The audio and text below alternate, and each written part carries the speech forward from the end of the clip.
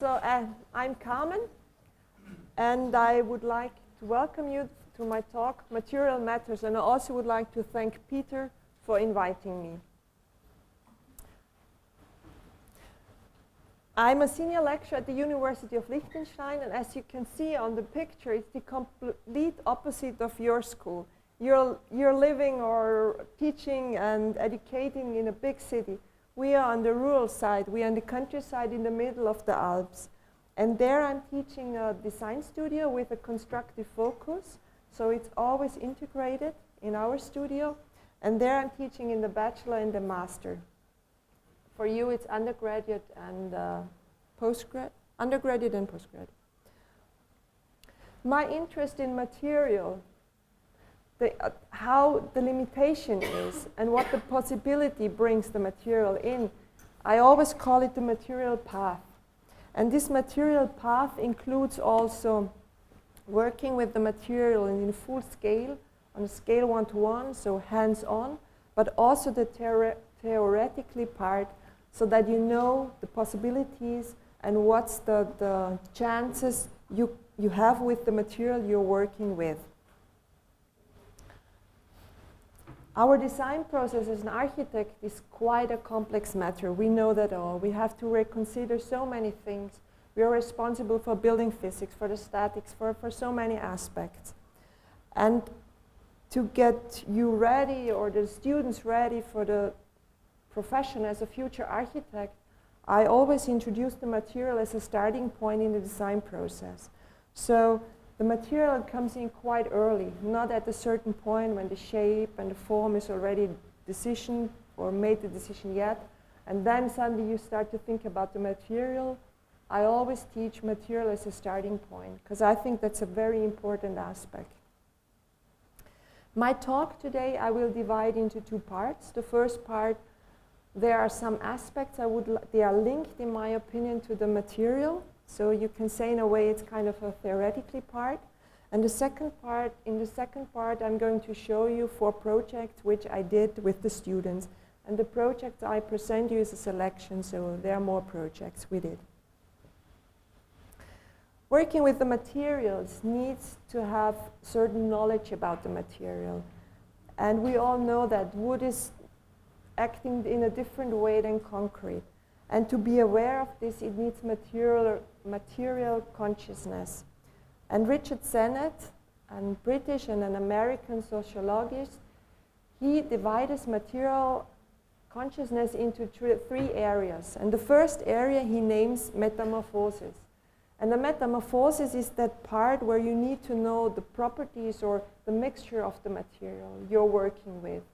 And these 3 aspects, so the 3 phases from Sennett, I would like to introduce to you with the art of Constantin Brancusi. Because when Brancusi works or makes his sculptures, he has a certain look or appearance of his sculpture in his mind.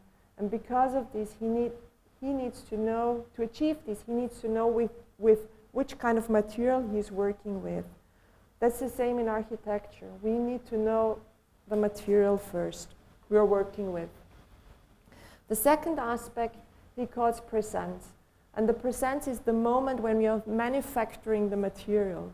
And it makes a big difference if the material is just saw with a saw, or you cut it with a really sharp edge, something like this. And Brancusi, you can see him left and right in the picture. He's manufacturing the material himself. And in the middle, you see the presence. You see, like a stamp, his handwriting. And that's the same also in architecture. The third phase, he calls anthropomorphosis, and that's the phase when we ascribe material human qualities, like when we speak of the beauty of a material. And when we look at the head, the lying head, we can think that's a person sleeping or he's lying. But in reality, it's just a death. It's a stone, it's a death material. Just because of our imagination, the material gets this quality, we ascribe it. Bringing these 3 phases back to architecture means that we really have to be aware of the properties, the mixture of the material, how we are going to put them together. And you also see the traces of production when you work with the materials. And when you work with materials and you have these traces of production, of course, it's the selection of the tool which plays an important role. Depending on that, it gives a different appearance. And I'm not talking only about the surface of the materials. You also have to be aware of it when you're adding bigger pieces like plates in the facade, something. Then you always have joints, gaps. How do you deal with it? And this has a lot to do with the tools which are treated, or with the materials are treated with these tools. Taking this example of the Japanese saw, we have a whole set of saw, but the timberman needs to know, is he going to do a longitudinal or cross section? And depending on that, he has to choose the tool. And when we are working with materials, the interaction of mind and hand is also very, very important, especially when you work manual, but also digital, because the machine or the tool is always an extension to your hand, and then the hand is doing what your mind is saying or thinking. So that means mind and hand comes together, and that's the point where theory and practical aspects come together. You need to know the properties of materials. You need to how you can work with it. So this interaction is quite a challenging, but also a nice aspect working with materials. When you think and work and treat with materials, of course, we are in the field of craft. Craftsmanship is a very important aspect, in my opinion, and we have to be care of it, not to lose it completely due to the digitalization. And in the area I'm teaching, the craftsmanship is still very alive. So it's very common to work with craftsmen, and it's rooted in our daily life. And that's a treasure we have, and we really take care of it. And because of this, I always integrated in my design studio, in the design task, so the students have to reflect what's the craft, what's the craftsmanship, how can they manufacture, manual, and perhaps sometimes also digital. When you're working and thinking with the materials, you have to reflect how you bring them together, so how you're going to join the material. And then we arise, or that's the point where we are in the field of tectonics. And tectonic is quite an old field, and this is not about the historical architectural outline, it's more about an understanding how you connect the materials. Because you always have a multi-layering architecture nowadays. It's not the single concrete anymore, it's not the brick anymore. You have insulation. So but the point is, how do we deal with these different layers? That means we always have structure and cladding.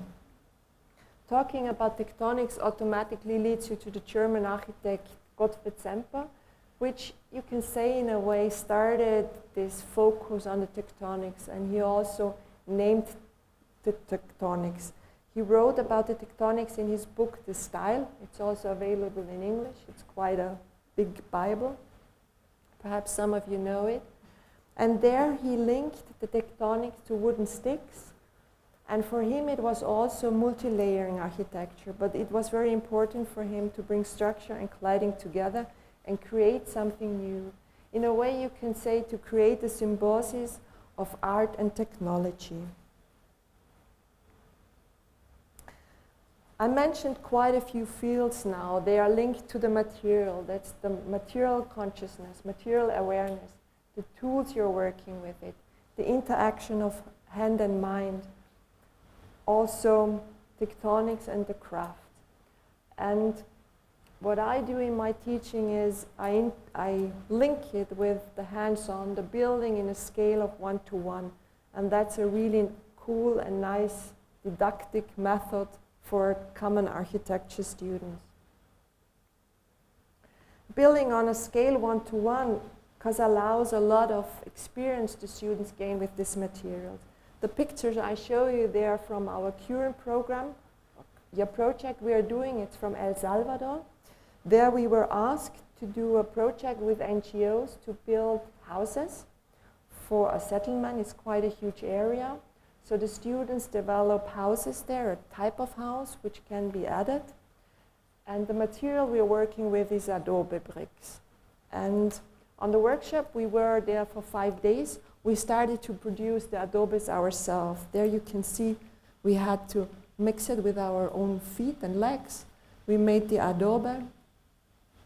And we also started to build the walls.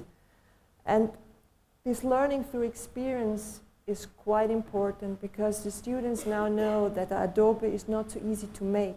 So suddenly the material consciousness comes into the design proposal they are doing as a next step. And already Josef Albers, a teacher from the Bauhaus, he mentioned already 100 years ago that learning is better than teaching because it's more intensive.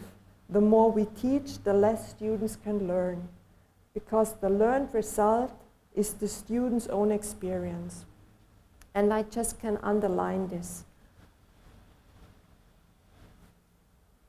Learning through experience in combination of material, tectonics, and craft was the focus while we established our workshop series. This workshop series was funded by the European nation, and 8 to 10 schools attended it or participated, and it was kind of a school always during summertime, and we always moved. So 1 year it was in the Netherlands, the next year it was in Ireland, then we moved to Denmark, Belgium, Spain was there, Poland, and the last one in Liechtenstein. What we noticed during this workshop series, because that's just a brief, that it's not important that you students build a complete building like a pavilion or a model workshop or whatever.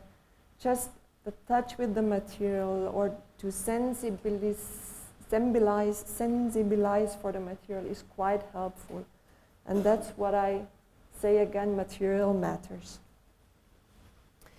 I'll just give you a short overview. That was the workshop we did in the Netherlands. Of course, brick was the material. We were working on a brick company, so there were the different type of clays. The first part was we did very fast the stackings. The second part was an installation somewhere there, so the students had to search for a site, but they had to be aware that the lorry is coming and grabbing the clay, so yeah. So that was one workshop. Another workshop was with concrete. It was in Denmark, in Bornholm, and we did the combination of concrete and textile formwork. You can see it here. So we made objects like this. So you see they were more object-based, not really a building. This workshop I personally liked very much. It was wicker. It was in Poland. And wicker is a quite exciting material to do very fast and knitting. It's not the traditional material you work with in architecture, but some of the criteria you can transfer very much to architecture. This workshop was the last one out of this series, and I would like to present this more in detail. The material was wood, and our site was on 1,500 meters above the sea level. You can see the Rhine Valley. This is Switzerland. This is Liechtenstein. This is Tours. It's a hay hut. And there's the Rhine. And the special thing on this setting is that it's a hay hut settlement. And in former times, the farmers cut the grass and stored it until the winter time in their hay huts. And in winter, they brought it down with sledges. And nowadays, these huts are used as cabin lodges. So there is no street going there. Logistically, it was a challenge because we had to fly up all the tools and the materials for working with. And it also took us 45 minutes one way walking from the nearby Alp where we slept overnight, where we slept. The task we were asking to do, because we had real clients, we had 3 real clients, was a replacement for 3 hay huts. So you can see it a little bit here. The workshop, they always worked like this. It was divided into two parts. The first part were very fast experiments, so that the students got to know and got to familiar with the material. And here you can see the first results. And the students were presenting it to the client, and the client could choose between different construction type.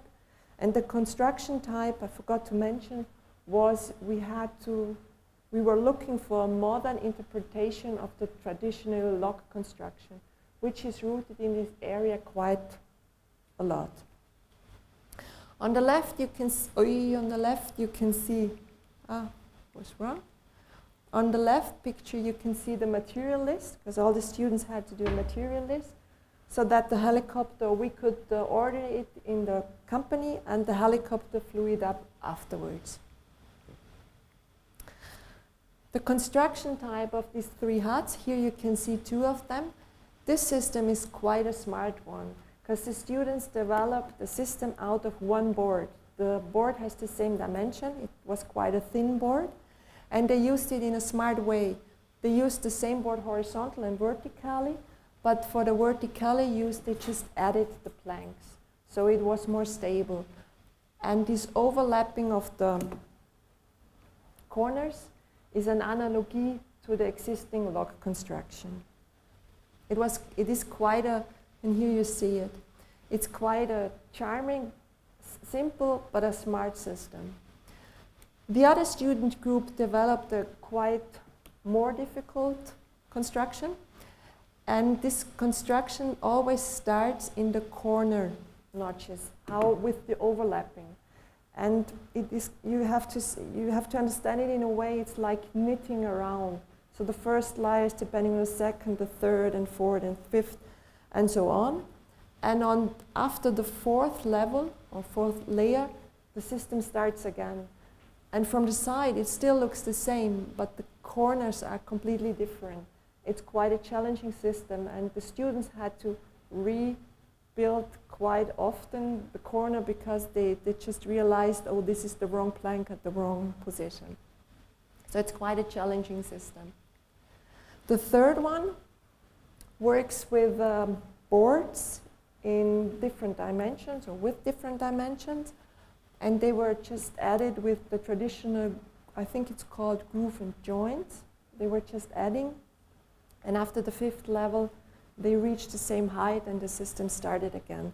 But this creates a very lively and elevation, and it looks like very uncontrolled, though it's very controlled. The time span of our workshop was 2 weeks, and 2 weeks is quite short to produce huts like this. So it was clear for us at the beginning that we probably cannot finish the huts. And it was also a very difficult summer. We had snow in the August, so the winter started quite early. We had rain all the time. It was very cold. So this also reduced the building process quite a lot.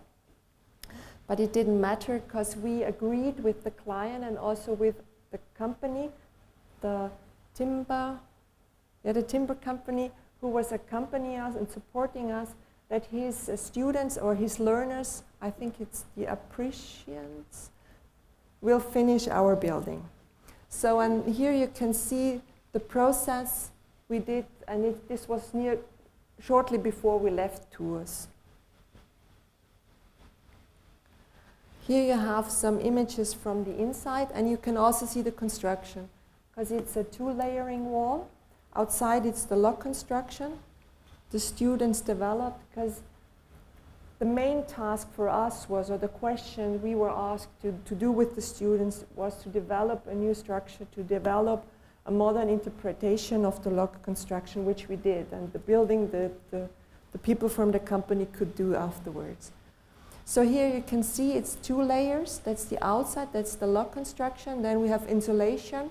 Here we have insulation. And then we have the inner planks again covering the insulation.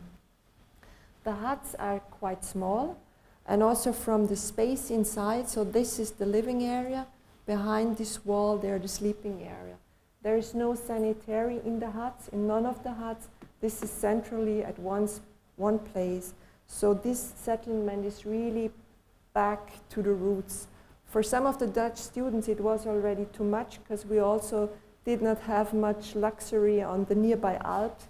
So after the third or fourth day, we had to go down to the valley so that everybody had a proper shower and could relax a little bit. Then we went up again to the mountains.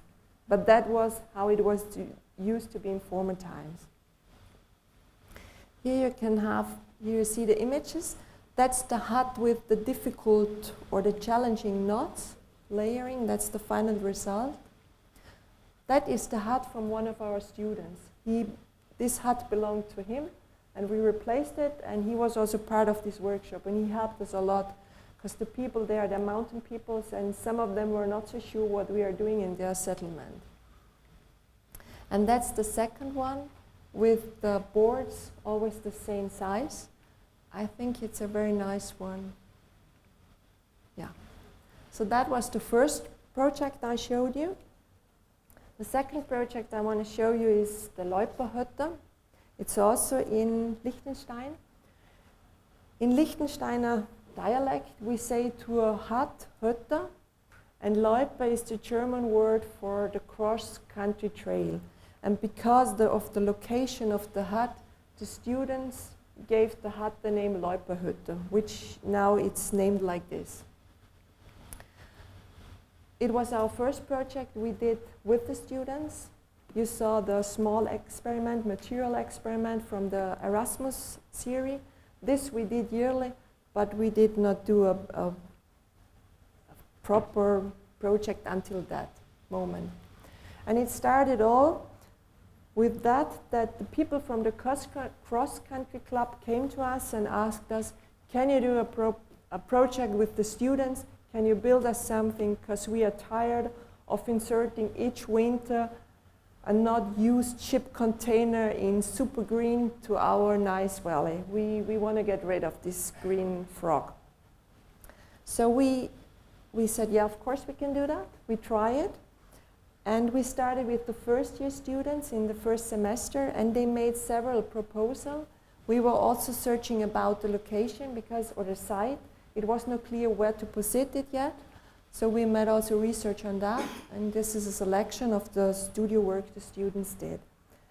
At our final reviews, we also invited our people from the cross-country club and presented them our proposal, and they said, yes, we ask you to continue. And as a next step, we took out of this student group, we asked 2 students, are you willing to continue with us and taking care and develop the project further?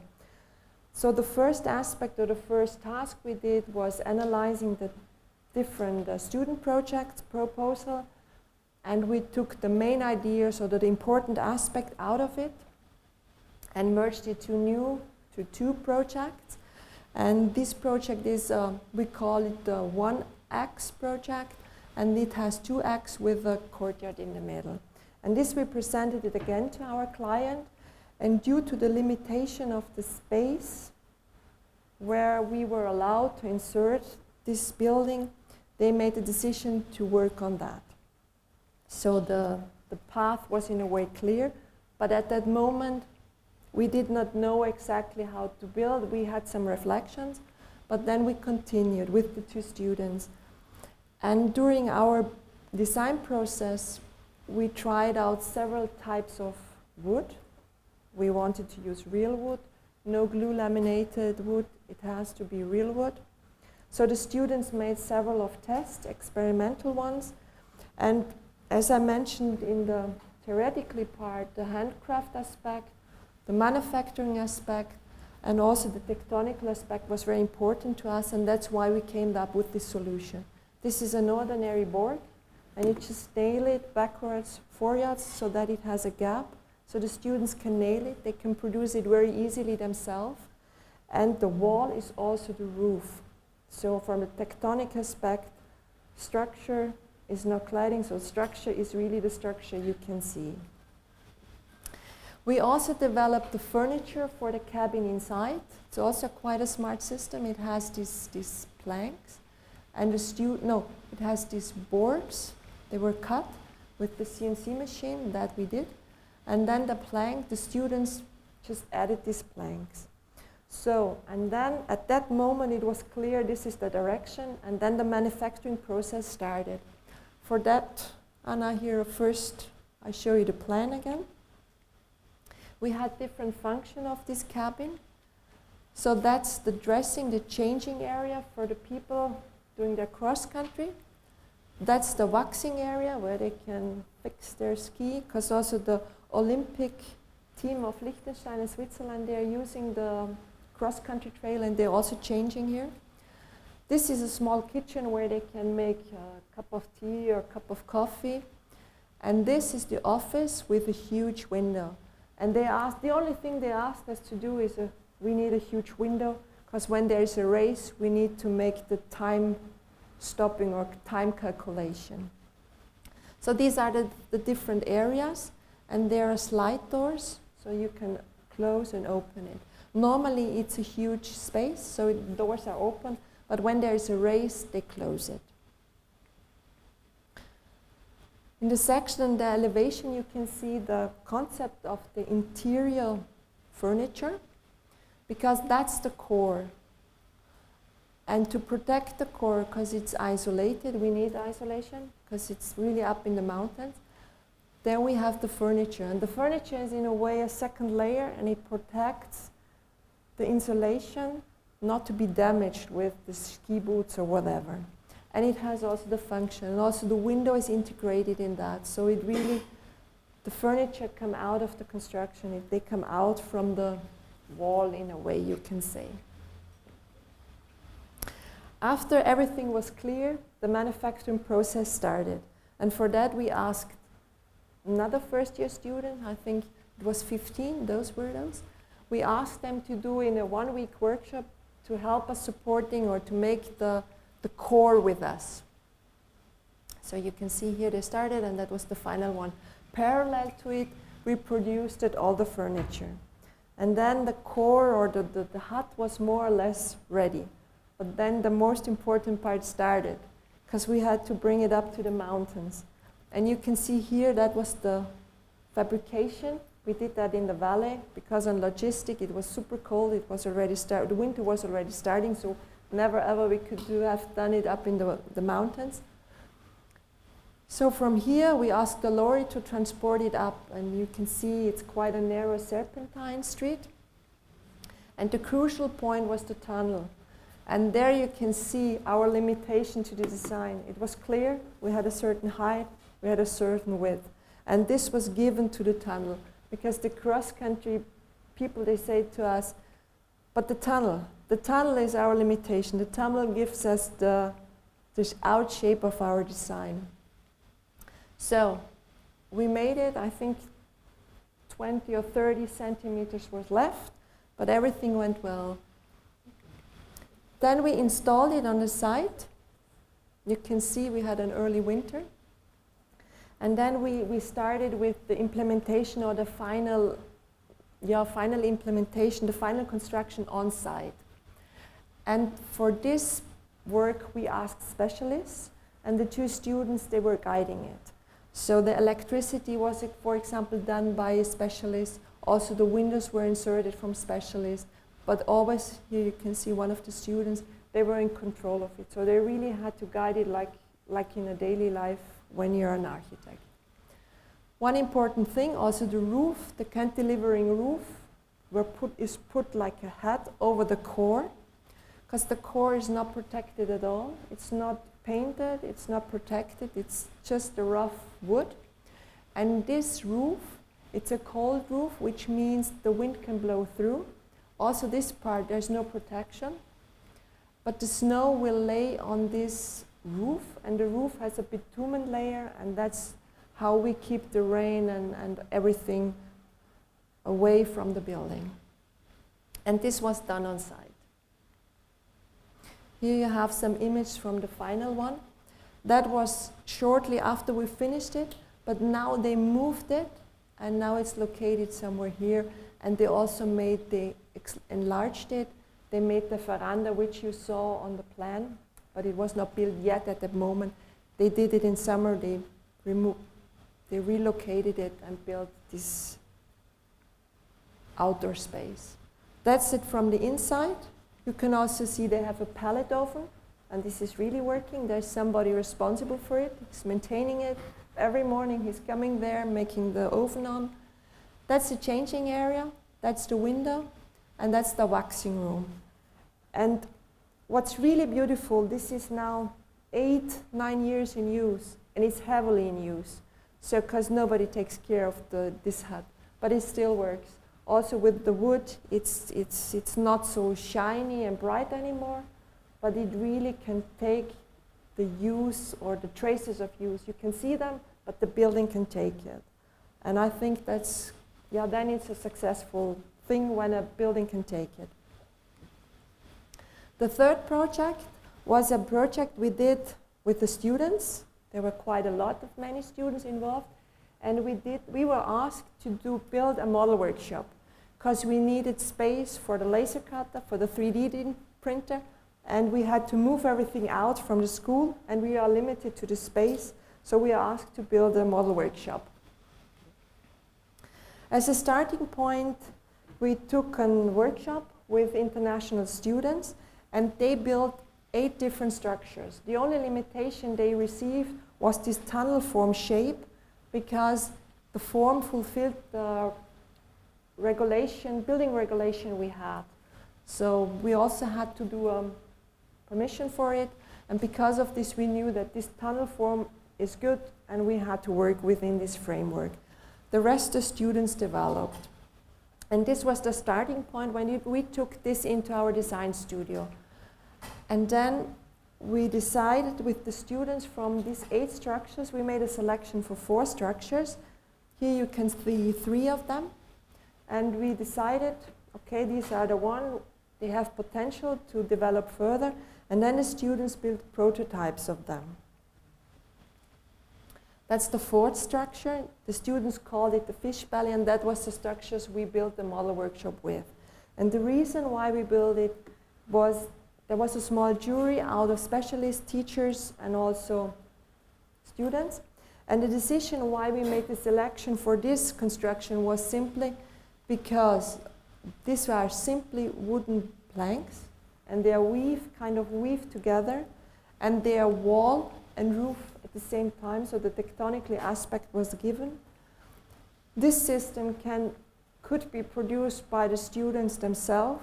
There was no need of a big computer, no a CNC machine, everything. No, we did not need a lot of digitalization, so the craft aspect was fulfilled. And the third aspect was also that we tried in a way experimental, how thin can the board can be that it's not going to break when we are kind of weaving it. So in a way you can also say the students could test the material consciousness, or they were aware of the material consciousness. Here you see the manufacturing process of these panels. We built them in a hall, in a workshop, down in the carpentry. And this part, it was kind of a formwork where we inserted all these planks. And these parts we produced quite a lot, and they were assembled on site together. This was the end result on the site. And at that moment, we did not know how the model workshop will look like at the end, because it was a rolling process. We just knew we want to build a model workshop, but about the design we didn't care, because it was just the structure first and then the material. And during these 15 weeks, because our semester takes 15 weeks, we divided the students into small groups, kind of little architecture office, and they had different tasks to fulfill. So one group, for example, was responsible for the facade, the other one for the floors, etc. And with common discussion, reviews, weekly, we developed the project further. And this we call a kind of a rolling process. In this rolling process, I will explain you with the example of the facade. So the team of the students who was responsible for the facade, they made several proposals, like for example to keep it open, have a box in front of it to close it completely. After several discussions we found out, okay, it has to be open, it has to be glass, because we need to have light going into it. Plus we were surprised what a nice view we gain through this glass up into the mountains. Then the next question was, how do we insert this facade? Because there you can see the structure, but we also had to put insulation. We had to put also a fire protection layer, and then we put the shingles over there, so wood construction and then the shingle. So the wall got thick like this. But we didn't want to have it that heavy in front of it, so the students came up with a solution that we have a board who is protecting it, and then the facade is inserting in front of it, so that it looks quite filigrane also at the ending. Another student group was responsible for the model, because parallel to the building process in real, in 1-to-1, the students built the model in 1-to-10, and in that 1-to-10, they could test their decision, and they could really find out. So it was always, this is the game between 1-to-10, 1-to-1. And it was quite interesting, and then also good to see how the students learned to switch between the different scale during the design process, not the building process. So it was still part of the design process. The model workshop has 2 parts. That's the parts where the machines are, and that's where the students can assemble in it. I mean, it's not comparable with your workshop site you have here. It's huge, it's wonderful what you have here, so we are quite small, but we're also quite a small university. For us, it works very well. Here you can see the construction in the section. So that's the wall and the roof, and it's connected with a wood threshold, and also the floor, and with this triangle it's stable, and the whole building is located on point foundations out of concrete. There you have some images from the building process. You can see we were working parallel, outside and inside, and it was teamwork. That means there were 62 students involved and 3 tutors. 2 tutors, me and my colleague, and 1 specialist. And we had only 15 weeks time to finish it.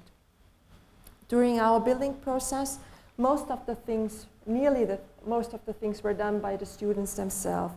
But for example, the electricities, the students, they laid the pipes, but the connection was done by specialists. But also the windows and the doors was done by the students themselves under guidance of a specialist.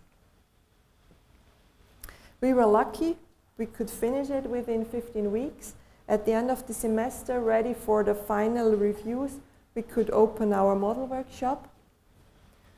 And during the summertime, we relocated our workshop machines, and also the last things which we were, you can say, which were still missing, because one of the glasses broke while we inserted them. They had to reorder, and it took much longer. Things like this were done over the summertime, summer vacation, and in the beginning of the new semester, the model workshop was ready. So here you can see it from the outside. It's quite a small building, though it's not too small.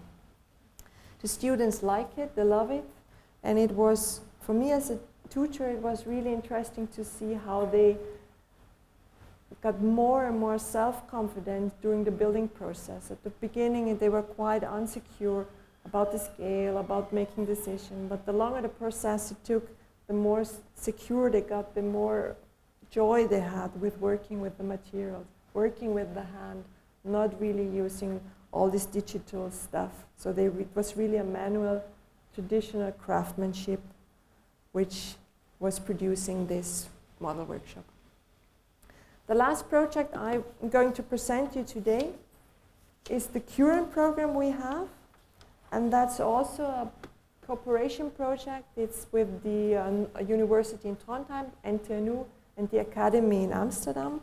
And the aim of this program is that we develop wooden joints which are influenced by the old traditional carpentry, but also transformed in the 21st century. It's a 3-year lasting program, and it's always a combination of design studio plus workshop. So the students joining this course, they have the task, they work on the same task, all 3 universities at the same time, And at a certain moment, they meet for this workshop where they can try out their experience or try out their designs with the joints. Does it really work? The images you can see here they are from our first workshop. This was in Trondheim. And in this workshop, we divided the students into two groups. The one student group received just an axe, ordinary hammer, a nail, and saw, and the other one was working with CNC and robot. And it was surprising to me that the group using the manual tools, they were quite faster.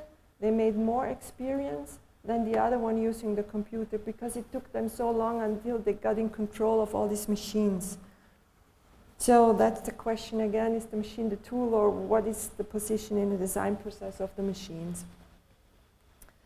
The current project we did was we made a development of an observation tower for Liechtenstein.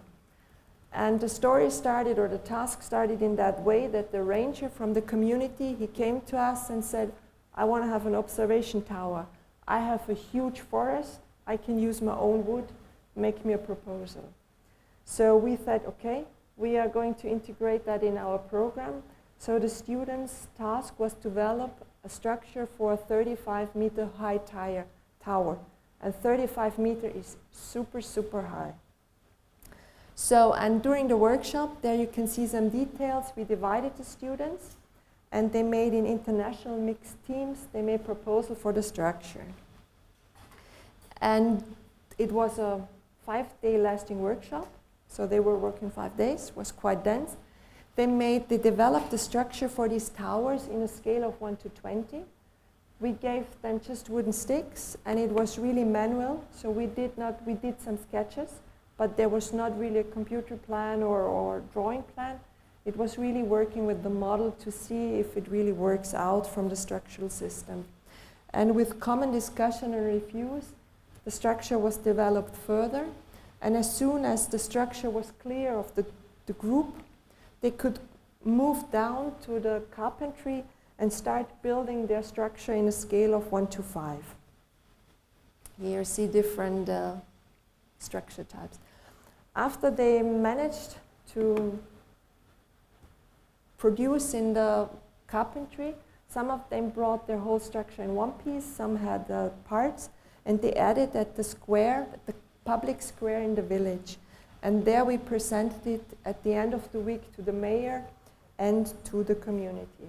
And what you see here, these are just structures. So that's the core. And then the next step was that all the students went back to their design studios, to their school, and continued to work on it. And then, of course, topics like stair came in. It also came in cladding, security came in. All these aspects, design process aspects, they were solved in the studio at their own university. And for the final review, we invited the community and we invited the mayor. We collected all the proposal, we presented it to the community, and they made a decision, and they made a selection for 3 structures, which they liked most. And at the moment, they are in the judging phase. As far as I know, there is one favorite one, and they are making the decision now, and I think next week they will be ready to tell us which tower they want to have. And then the next step will be that we will reflect how can we integrate the students in this project again in the building and manufacturing process. That's a very traditional one, so it's a log construction. The difficulty part in this is because of the shrinking. It's difficult to make, so we need to insert lots of weight so that we allow this wood of shrinking and moving. So that's an aspect why this speaks against this. This tower, the copper is just a kind of a cover. They will do it in shingle. It's just a material or a model thing why the students made this out of copper. This structure needs to have a lot of glue laminated wood, and it has to be a lot of computer manufactured, also CNC manufactured aspects, so that's why the carpentry and also the forest is not so a fan of it. And the thing they like most is this type, because it's quite a smart system. The system is connecting, so you can see it goes in this way, but it has an inner tower, and the structure goes in the other way. And because of the connection, though it's twisted, it's one stable construction system. And this tower also will be cladded with wood, and then you can see the shape, and probably we're going to build this tower. To conclude, I would like to say that the material is really an important aspect of the design process, and you should reflect on that and also be aware that it's an early aspect, already early in your design process, not at the end. It's a starting point. And all the aspects are also mentioned shortly at the beginning, like material consciousness, the use of tools, tectonics, craftsmanship. They are important aspects, and you should not forget about that when you're working with the materials.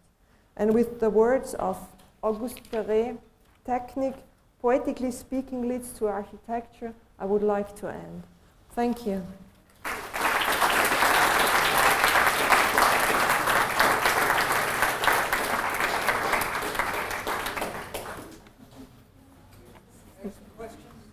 Questions? Comments? Welcome. Well, I've got lots. Yes, there's one at the back. There's one back. Start with that.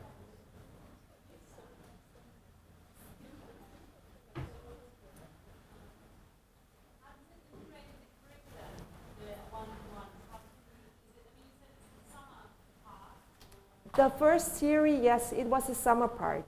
And it was kind of an additional course the students or workshop they could attend.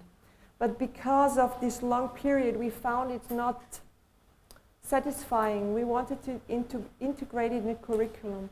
And that's why we took it into the design studios. So the model workshop on the Loiperhütte and also this program I presented you at the end, these are part of the curriculum. So the students can apply for this design studio, and then they're of course part of this one-to-one actions. So we always link the workshop with the design studio. Yes, they are allowed, because we also have plans, we also have sections, we also have a presentation of like a normal project. And this is a added value in a way, yes. And we are teaching also project-based, which means that the outcome has to be a real object. It doesn't have to be a real object like building one-to-one, but in a certain point it's another aspect. So we are really focused on integrating different aspects, different disciplines also in our design studio. Where does the money come from to build those big structures? So the workshop, the small workshop, they were always funded by the European nation. And the model workshop was funded by the university. So they said, we have this amount of money, build something. The Loiperhütte also, because we had real clients. And because we had real clients, part of the money came for them. But all our workshop, we linked also with the Erasmus workshop. And there we also had funding for the students, especially when it came up for traveling. So this was always covered. That's an important aspect. If you don't have the money, you cannot do that.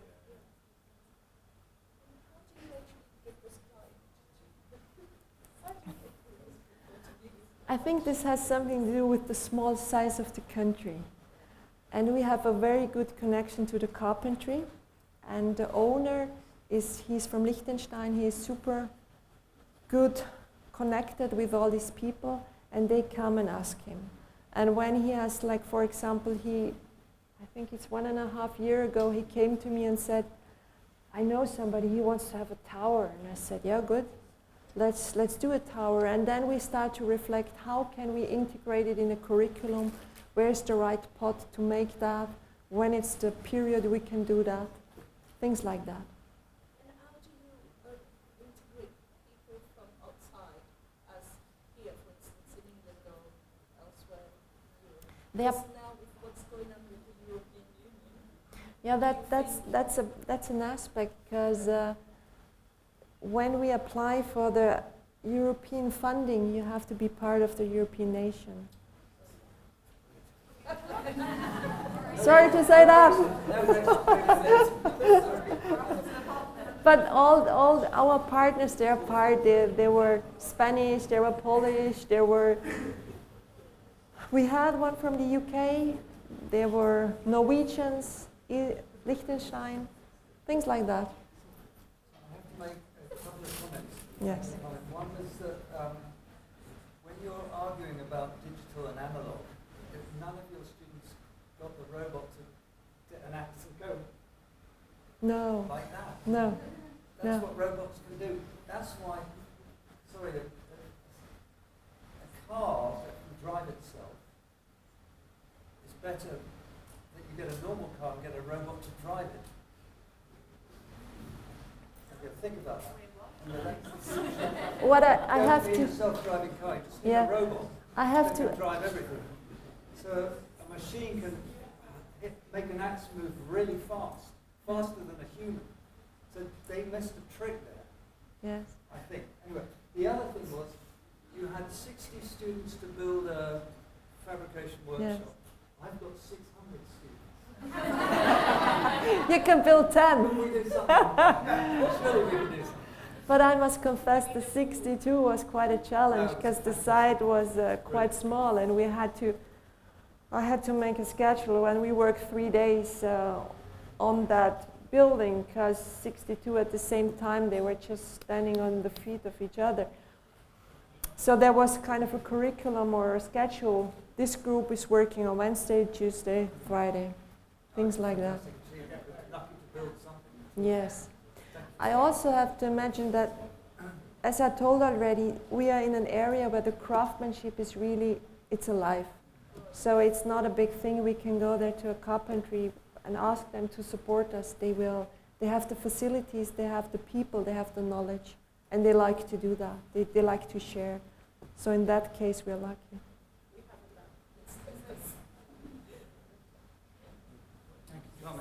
There's another question, but then we're fine.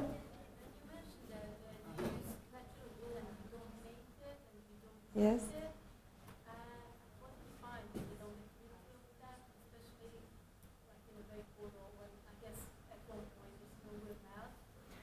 The point is we have a different climate as you have here.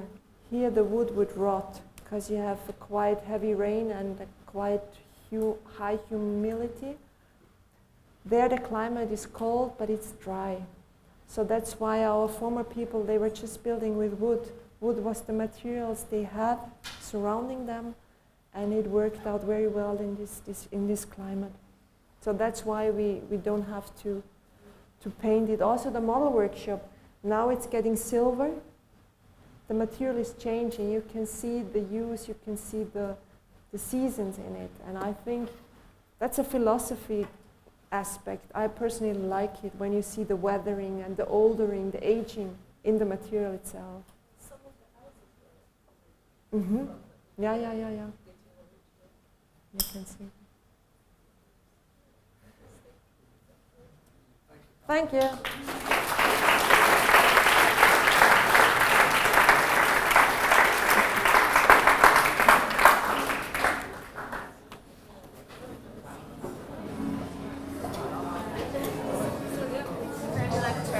Thank you. You're welcome.